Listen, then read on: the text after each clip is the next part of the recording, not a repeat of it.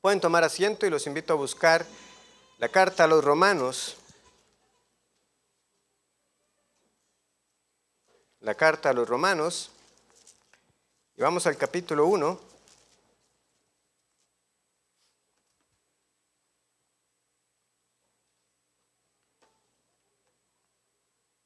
Y dice así el versículo 1. Pablo, siervo de Jesucristo, llamado a ser apóstol, apartado para el evangelio de Dios. Hoy retomamos la serie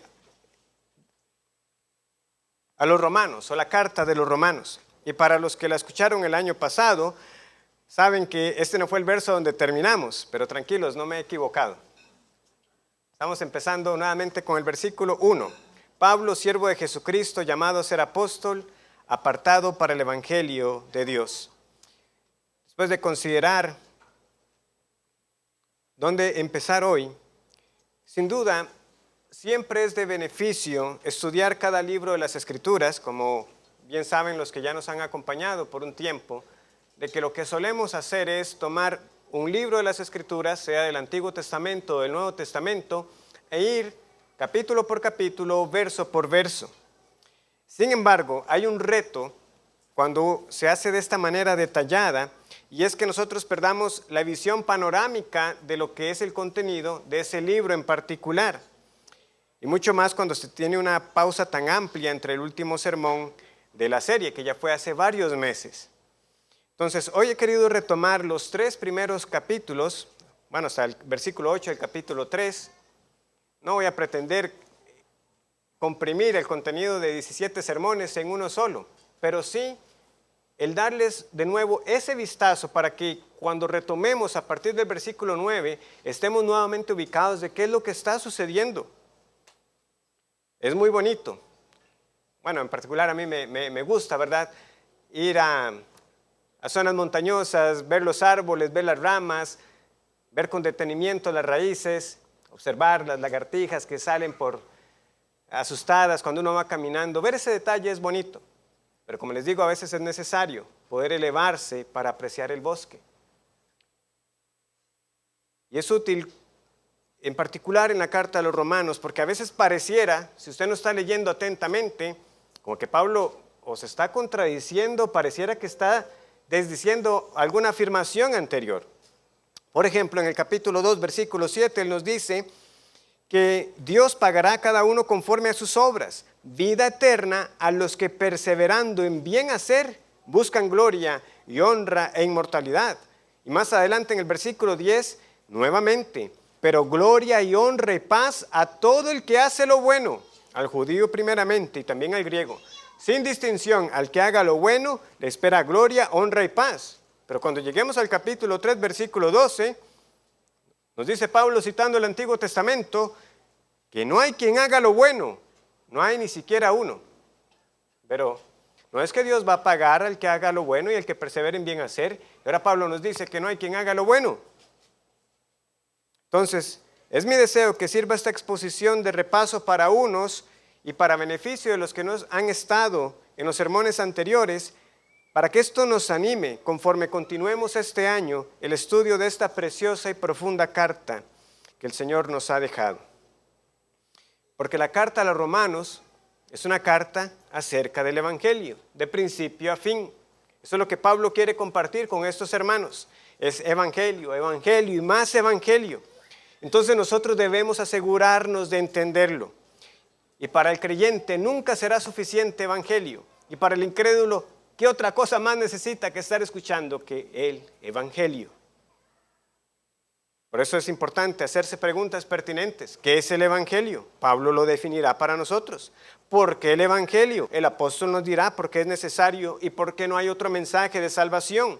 ¿Para qué el evangelio? El Espíritu Santo a través de Pablo también nos dirá cómo viven los que han creído el evangelio. Pero rebobinemos todavía un poquito más y antes de contestar esas preguntas o parte de esas preguntas con lo que hemos visto hasta ahora, primero, ¿quién declara este evangelio? O mejor dicho, ¿cuál es el instrumento humano utilizado para declarar este mensaje? Y es el conocido apóstol Pablo. Realmente, ¿verdad? Cualquier persona prontamente se dará cuenta, al escuchar sermones de la palabra del Señor, que Pablo es un instrumento muy utilizado por el Señor. Es el autor de la mayoría de las cartas del Nuevo Testamento y su conversión se nos narra en diferentes ocasiones, tanto en el libro de los Hechos como en sus propias cartas. Entonces conocemos muy de cerca lo que fue la vida de este hombre, tanto por su propia boca como por Lucas en el libro de los Hechos. Y el Señor dijo que él le era un instrumento escogido para llevar el evangelio delante de reyes, a los gentiles. Instrumento escogido me es este. Y aunque él fue particularmente el apóstol a los gentiles, realmente Pablo nunca dejó de lado a su nación. Él siempre tenía una gran carga por ellos. Y si hay una carta que lo hace latente, es también Romanos. Cuando él declarará con dolor, cuando él ve lo que ha sido de muchos de los de su nación, y lo siente verdaderamente. Otra particularidad es que varias cartas de Pablo fueron para las iglesias que él plantó durante sus viajes misioneros. Sin embargo, Romanos es una excepción notable, porque la iglesia en Roma no fue fundada por el apóstol Pablo. De hecho, hasta donde sabemos, no fue establecida por ninguno de los apóstoles. Y sin embargo, fue una iglesia que destacó. Y Pablo deseaba visitarlos y conocía a muchos de sus miembros a través de esos viajes, como lo veremos por los saludos al final. O sea, él saluda a una gran lista de personas que fue conociendo a lo largo de su vida. Y por eso, ese enorme deseo. Por el libro de los Hechos nosotros sabemos que eventualmente Pablo llegó a Roma. ¿Y de qué manera llegó a Roma, verdad? Custodiado por el mismo Imperio Romano, siendo salvaguardado de un naufragio. Pero hermanos, en la soberanía divina, la carta a los romanos es el resultado de que Dios mismo impidiera de que Pablo pudiera llegar pronto a Roma. Y como no podía ir, él dijo, entonces les voy a escribir una carta. Y gracias a Dios por esa carta, porque aquí la tenemos para nosotros.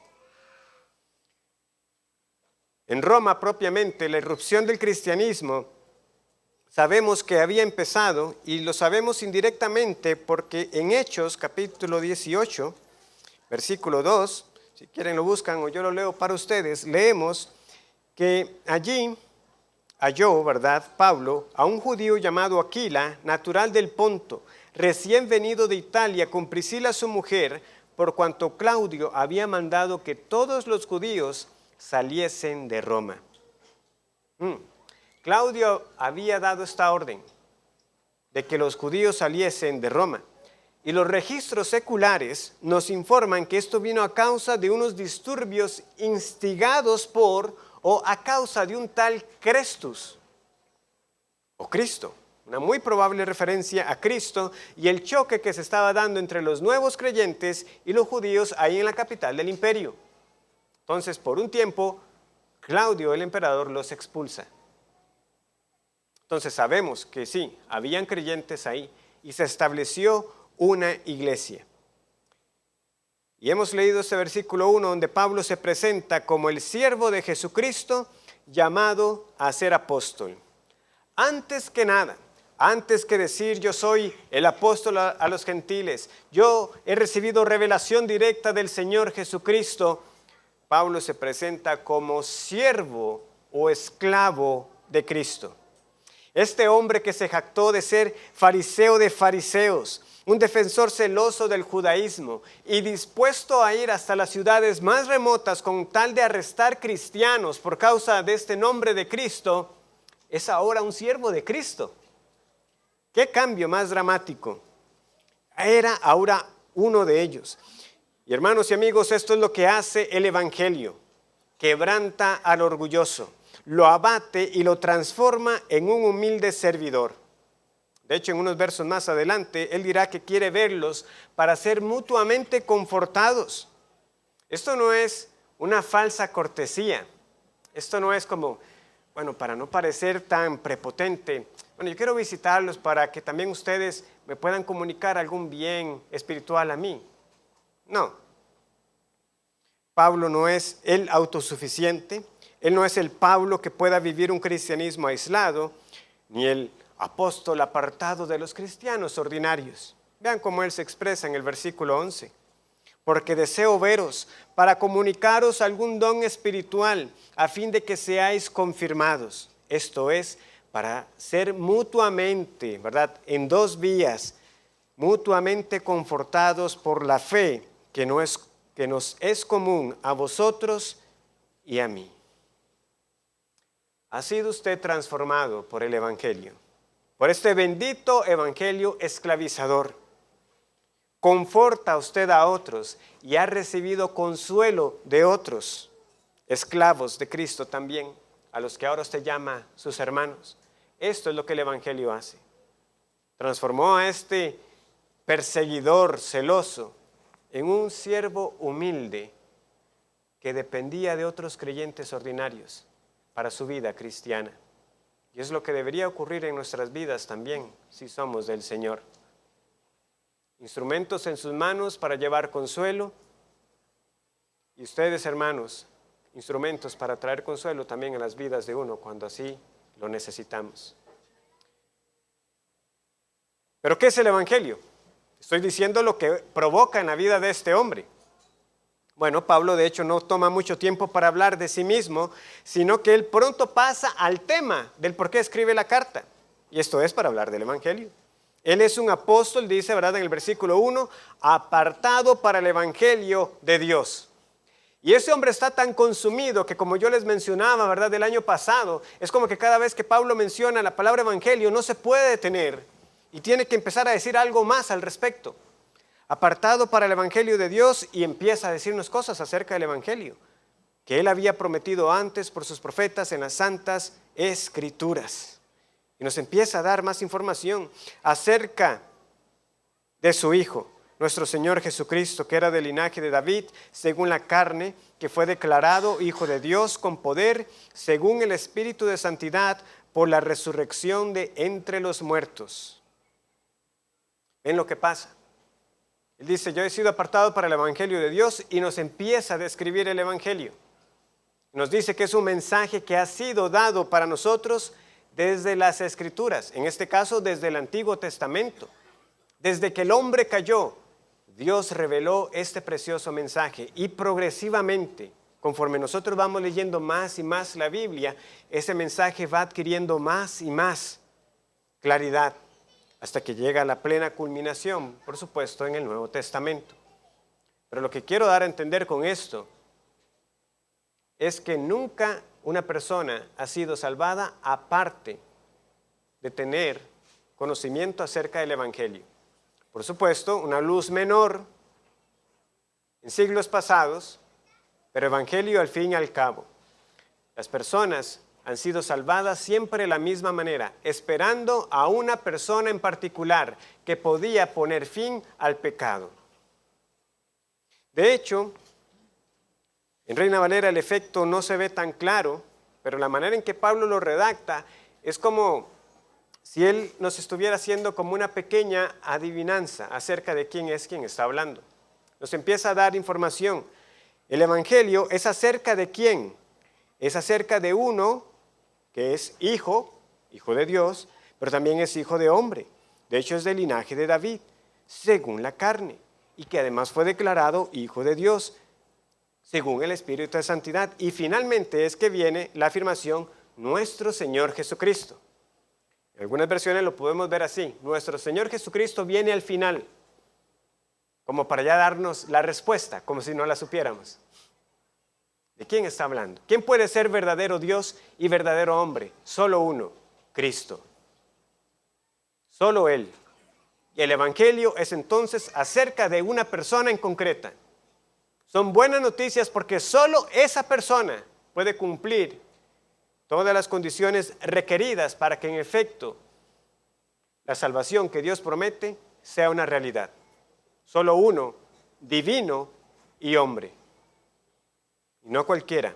Uno que fue declarado poderoso Hijo de Dios. Verdadero hombre porque murió, pero que también resucitó y que también regresará.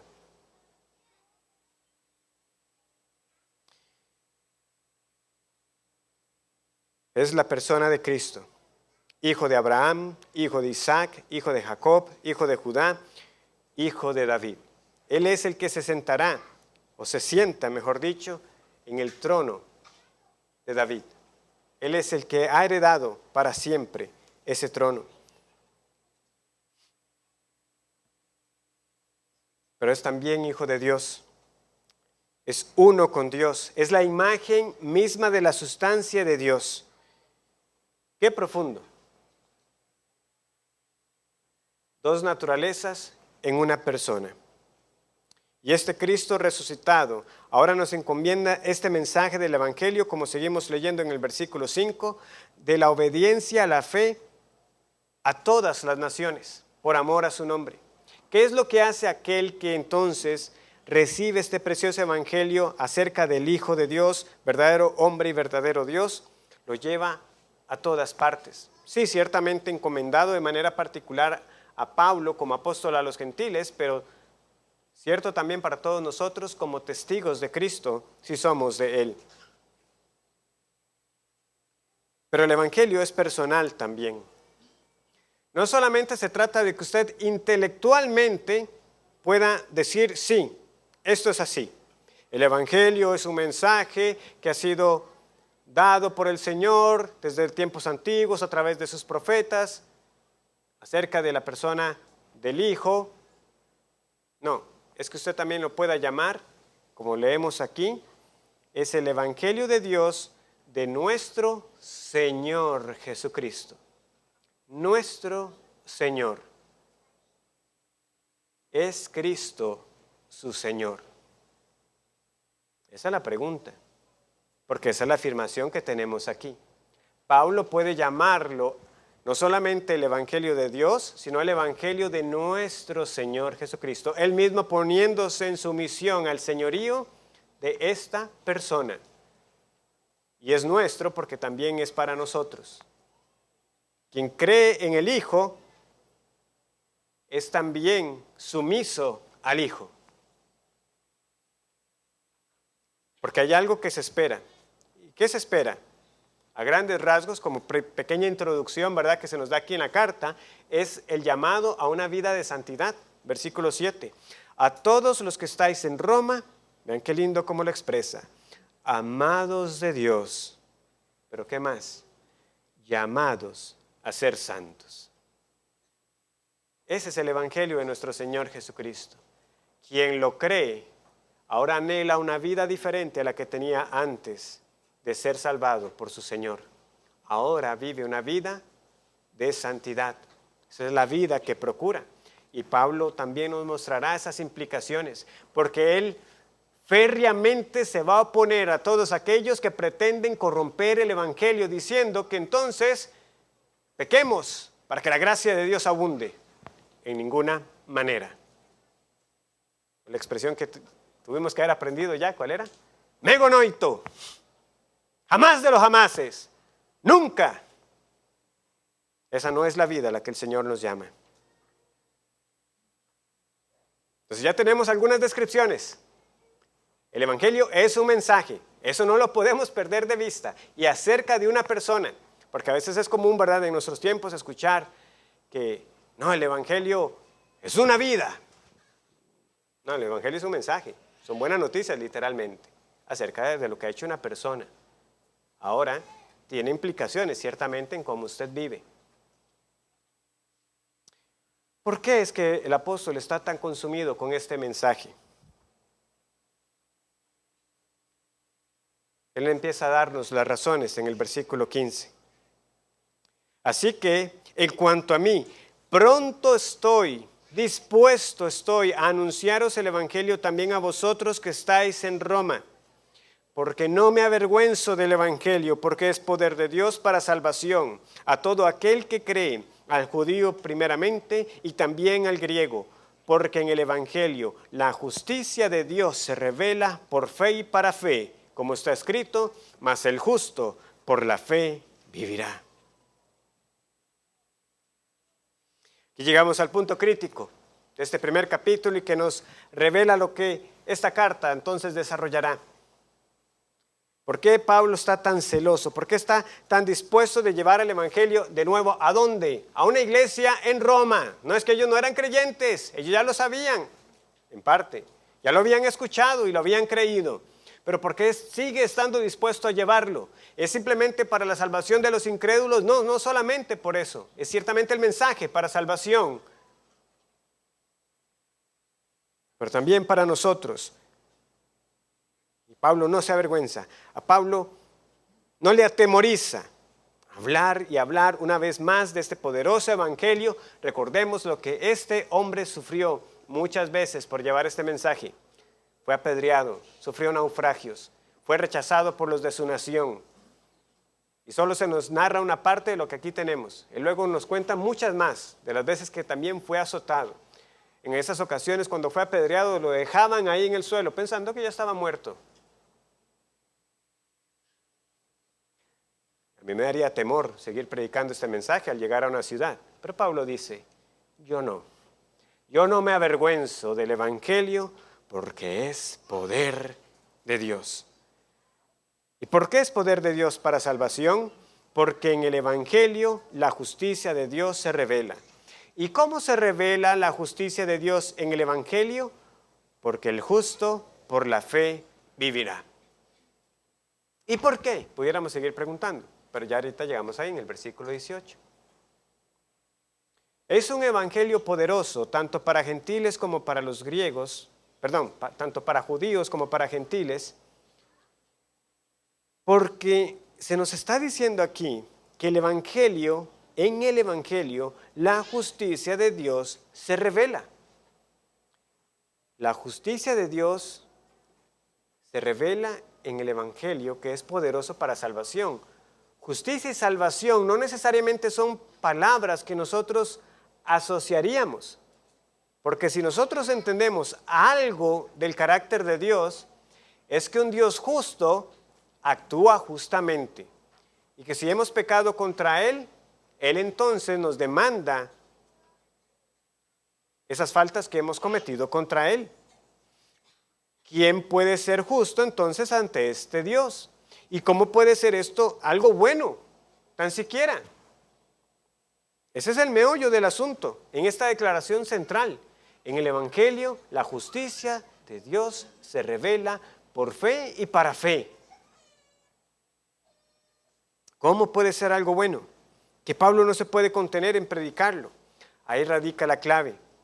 Si nosotros entendemos la justicia de Dios, sabemos que ninguno de nosotros puede ser justo ante Él, a menos que Dios imparta su justicia, o mejor dicho, nos revista de la justicia de Cristo por medio de la fe, para hacernos parte de su reino.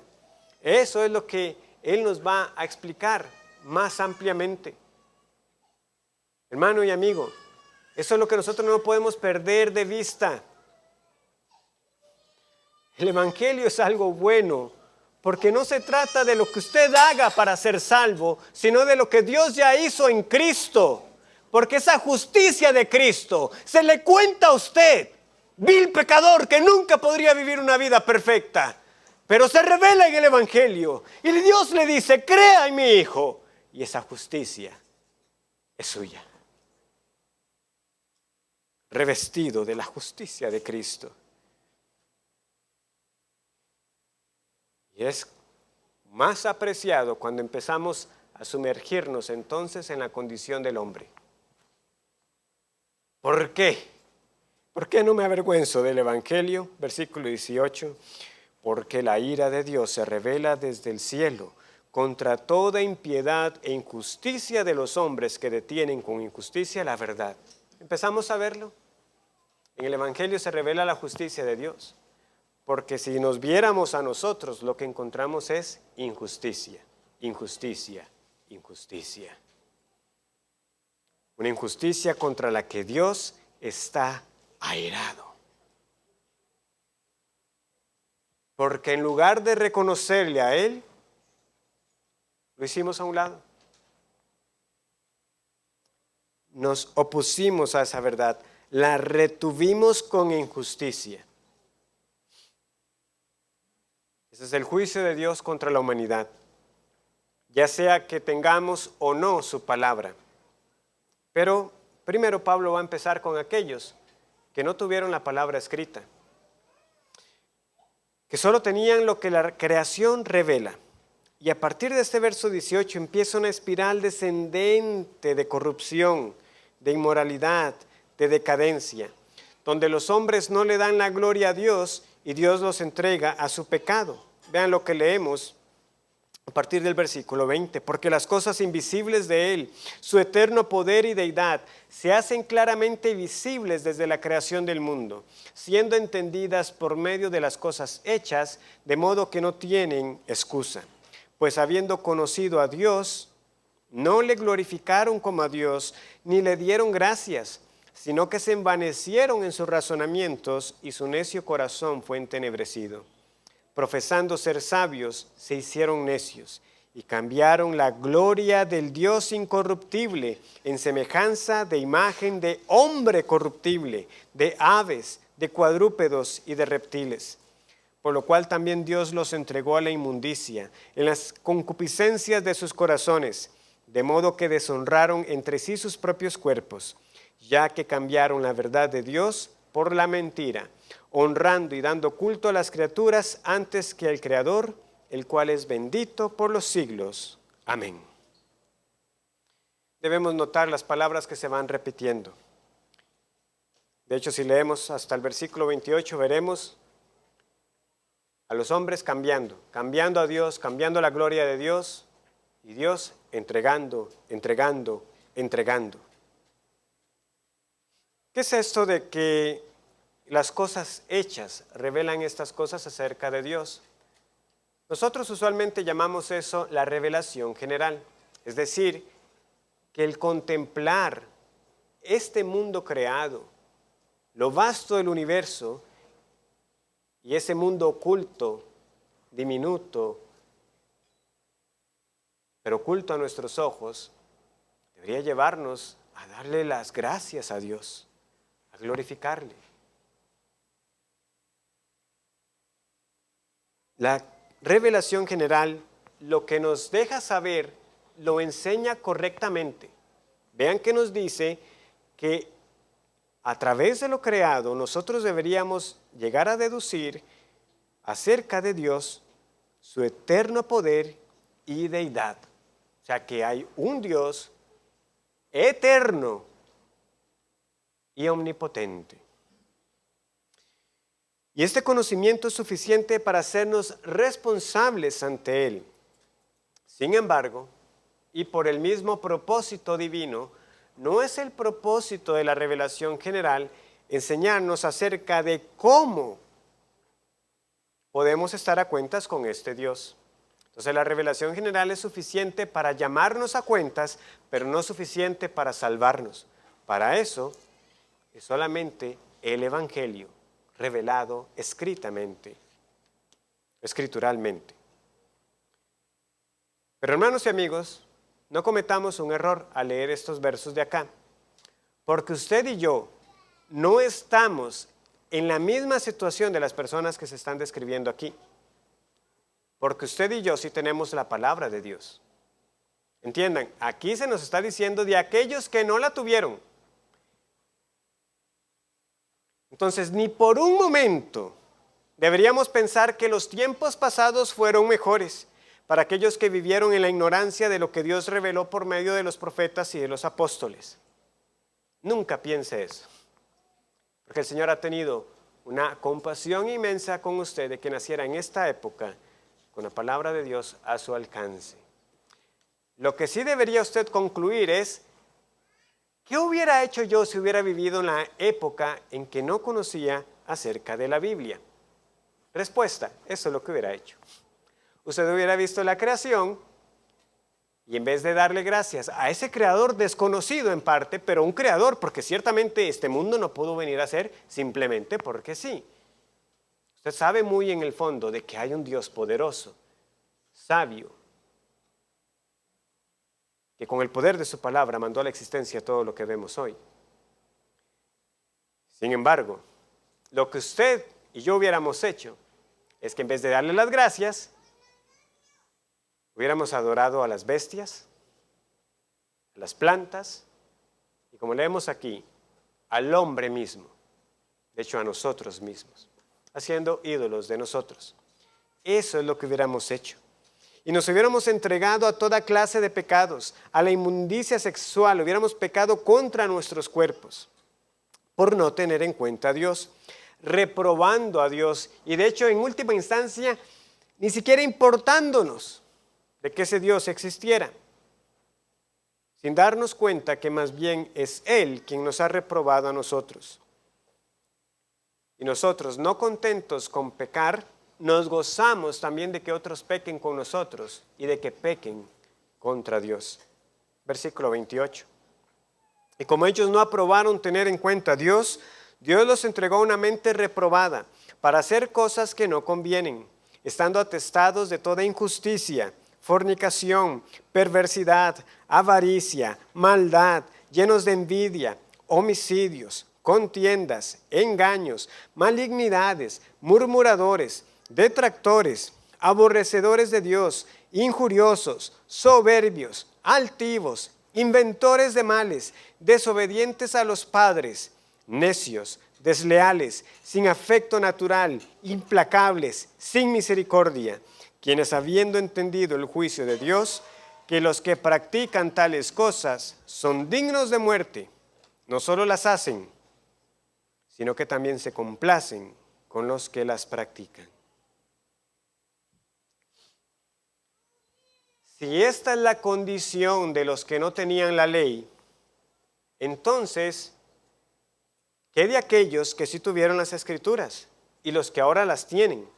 ¿No deberían ser nuestras vidas mejores que esto que hemos leído aquí? ¿Verdad?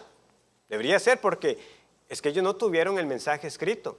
Aunque algo entendían de que había un Dios, pero hicieron esa verdad a un lado y prefirieron vivir como quisieron. Nosotros que sí tenemos la palabra deberíamos vivir diferente. ¿Sí o no? Bueno, Pablo está dispuesto a aplastar toda vana confianza que podamos tener en nosotros mismos, porque la respuesta es no. Capítulo 2. Por lo cual eres inexcusable, oh hombre, quien quiera que seas tú que juzgas, pues en lo que juzgas a otro te condenas a ti mismo. Porque lean esto, porque tú que juzgas, haces lo mismo. Mas sabemos que el juicio de Dios contra los que practican tales cosas es según verdad. Y piensas esto, oh hombre, tú que juzgas a los que tal hacen y haces lo mismo, que tú escaparás del juicio de Dios. Yo los invito en este momento a que reflexionen y consideren esto. No por mí, sino por sus almas. ¿Cuántos de aquí también tenemos que admitir que somos culpables de estos pecados que hemos leído? Injustos, fornicarios, perversos, avaros, llenos de envidia, homicidas, pleiteros, murmuradores, detractores, aborrecedores de Dios, creativos para el mal, desobedientes a los padres, necios, desleales, sin afecto por otros, implacables, sin misericordia. ¿Quién puede ante el Dios justo decir, limpio soy de estos pecados? Hemos hecho lo mismo o incluso peor, pero teniendo mayor luz que aquellas personas en los tiempos pasados. Por eso es que esta sentencia aplica bien para nosotros. Inexcusables. No hay excusa que valga. Y delante del juez de toda la tierra no hay edad, no hay riqueza, no hay título, no hay apellido, nada hay que nos excuse, porque no hay acepción de personas para con Dios. El que pecó sin la ley escrita, conforme a esa realidad será juzgada. Pecó teniendo la ley, así también será juzgado. Y esto es lo que hace más grave el pecado para los segundos y para nosotros, que sabiendo lo que Dios dice, aún así pecamos contra Él. Somos culpables de los mismos pecados, y si esto ya no fuera poco, tenemos el atrevimiento de señalar a los que pecan contra Dios. Vean, y no se pierdan en lo que estamos hablando. No estoy diciendo que no sea válido señalar el pecado y denunciarlo. Lo que estamos hablando es aquí de la actitud falsa que pretende estar bien delante de Dios, sabiendo que peca de la misma o peor manera que otras personas que no tienen conocimiento de Dios. De eso es lo que estamos hablando. Pastor, pero un momento, va a decir alguien, porque yo he leído un poco Romanos, yo sé que ese capítulo 2, usted me lo está queriendo aplicar a mí, pero eso es para judíos. Es cierto, la mayor parte del capítulo 2 tiene que ver con judíos, aquellos que tuvieron la ley y la circuncisión. Que ellos estaban teniendo su confianza en su linaje, en que ellos llevaban la marca en su cuerpo de haber sido circuncidados al 8º día. Vean el versículo 17. He aquí tú tienes el sobrenombre de judío y te apoyas en la ley y te glorías en Dios y conoces su voluntad. E instruido por la ley apruebas lo mejor y confías en que eres guía de los ciegos, luz de los que están en tinieblas, instructor de los indoctos, maestro de niños, que tienes en la ley la forma de la ciencia y de la verdad. Tú pues que enseñas a otro, ¿no te enseñas a ti mismo? Tú que predicas que no se ha de hurtar, ¿hurtas? Tú que dices que no se ha de adulterar, ¿adulteras? Tú que abominas de los ídolos, ¿cometes sacrilegio? Tú que te jactas de la ley, con infracción de la ley, deshonras a Dios. Porque como está escrito, el nombre de Dios es blasfemado entre los gentiles por causa de vosotros.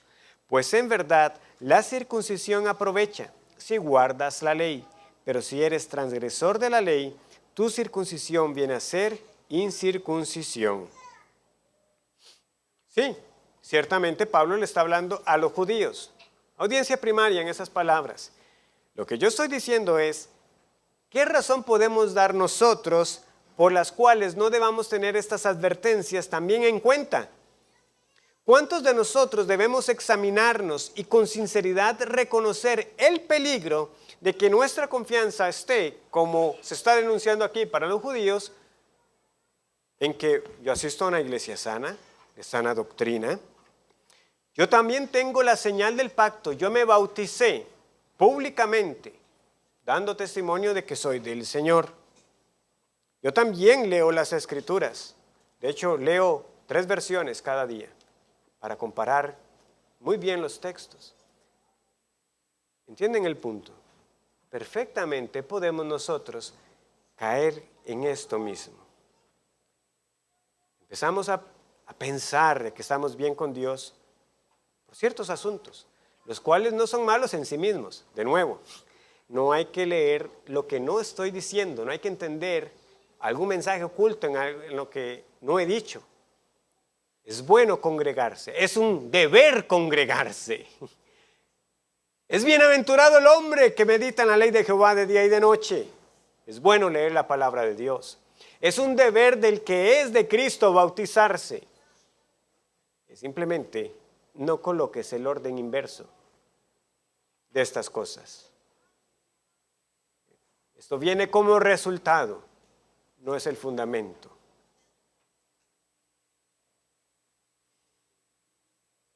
Yo no estoy diciendo que todo eso sea sin valor.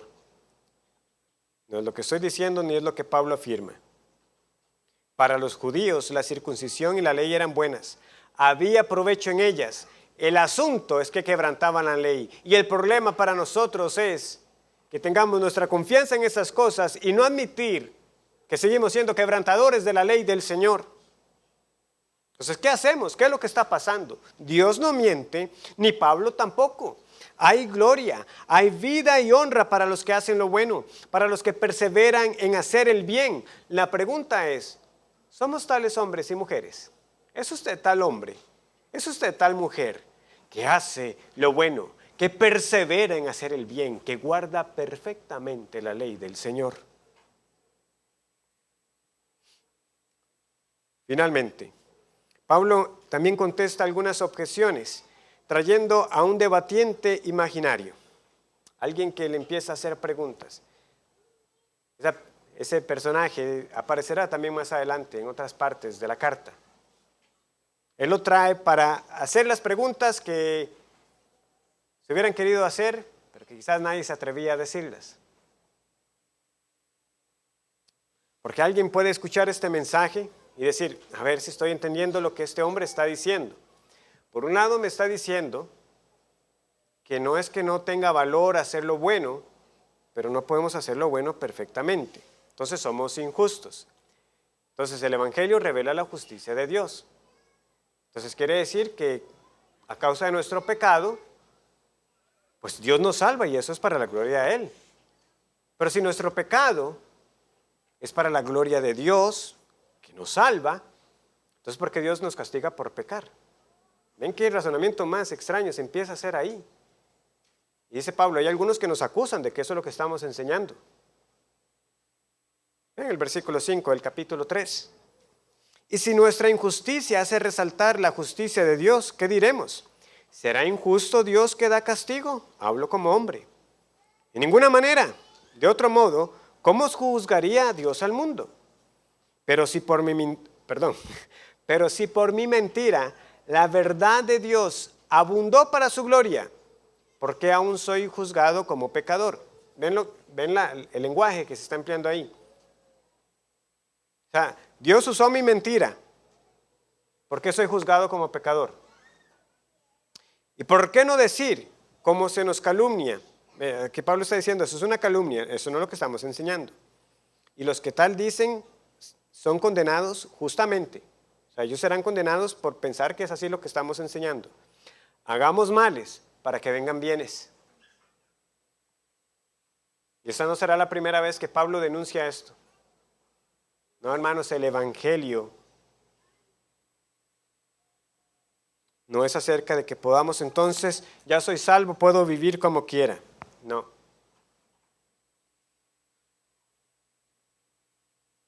La salvación por la fe en Cristo no excluye una obediencia evangélica como respuesta a la salvación. Lo que pasa es que va a haber un cambio. Va a haber un cambio importantísimo en nuestra vida una vez que somos del Señor. Y es que la ley que antes nos condenaba es ahora nuestra regla de vida para conducirnos conforme a la voluntad de Dios. Y la ley sigue siendo útil. La ley va a seguir exponiendo en nosotros nuestra maldad, el pecado remanente. Y sobre todo, seguirá resaltando por qué fue necesario la obra de Cristo y su perfecta justicia. Cuanto más entendamos la ley del Señor, más agradecidos estaremos por lo que Cristo hizo en nuestro lugar. Y esto es lo que no debemos perder de vista. Porque hasta este punto, llegados al versículo 8 del capítulo 3, nuestro problema aún no ha sido resuelto. No ha sido resuelto. Porque Pablo dice, el que es físicamente incircunciso, pero guarda perfectamente la ley, condena al circunciso. Pero ¿quién puede guardar perfectamente la ley? Sea circuncidado o no, ¿quién de nosotros persevera en hacer el bien? ¿Quién de nosotros no ha condenado a otros por ciertos pecados que nosotros sabemos bien que también cometemos?